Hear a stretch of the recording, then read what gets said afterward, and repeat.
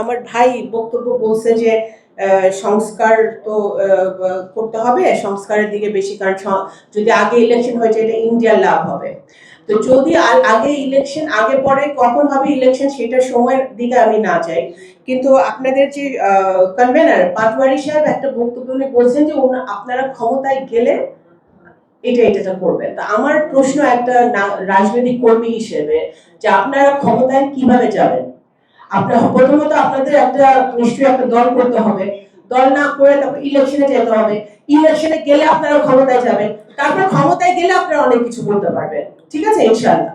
কিন্তু ক্ষমতায় যে যাবেন তার জন্য তো ভোটের দরকার ভাই, এবং ভোট যতদিন না হবে ততদিন কিন্তু এই ষড়যন্ত্র চলতে থাকবে। এবং ইউনূস সাহেবের উপর আমি 100% আস্থা এবং সম্মান রেখে বলতেছি যে ওনার মোফা, আমাদের যে foreign ministry, it is a link between Bangladesh and the rest of the world, right?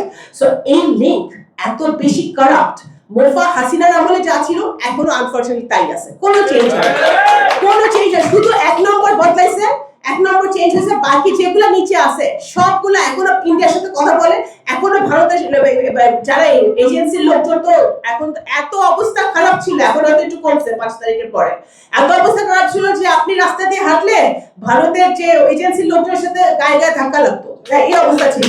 এখন হয়তো এটা একটু কমছে, কিন্তু এখনো ফরেন মিনিস্ট্রিতে এখনো অনেক লোক রয়ে গেছে। এই যে এই 5ই আগস্টের পরে যে ইন্ডিয়ান মিডিয়াতে যেভাবে বাংলাদেশের কমিউনাল ভায়োলেন্স নিয়ে মিথ্যাচার করা হয়েছে, বাংলাদেশের মাইনরিটি নিয়ে মিথ্যাচার করা হয়েছে, আমি মনে করি ফরেন মিনিস্ট্রি ব্যর্থ হয়েছে এটা প্রতিবাদ করতে, ফরেন মিনিস্ট্রি ব্যর্থ হয়েছে এটা সঠিক জবাব দিতে, ফরেন মিনিস্ট্রি ব্যর্থ হয়েছে দিল্লির সাথে নেগোশিয়েট করতে, ব্যর্থ হয়েছে।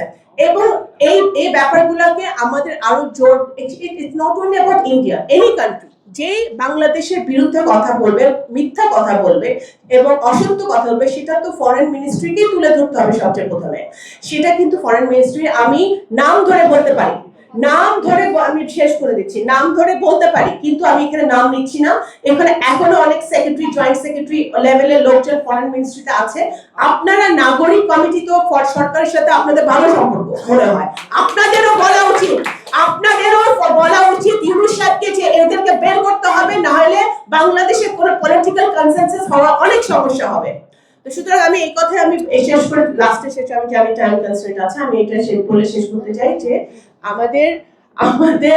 আমাদের ফরেন পলিসি হতে হবে ডেফিনেটলি আমাদের ইন্টারনাল যে ডিপ্লোম্যাটিক আমাদের ইন্টারনাল যে পলিসি, অর্থনীতি, ইকোনমি নাম্বার 1 প্রায়োরিটি পেতে হবে, ডেমোক্রেসি, হিউম্যান রাইটস এবং প্রত্যেকটি মানুষের সমান অধিকার, এই ভিত্তিতে আমাদের ফরেন পলিসিও ওইভাবে হতে হবে। এবং অবশ্যই আমাদের সবার সাথে একটা পলিটিক্যাল কনসেনসাস করে আমাদের সামনের দিকে এগোতে হবে। ধন্যবাদ।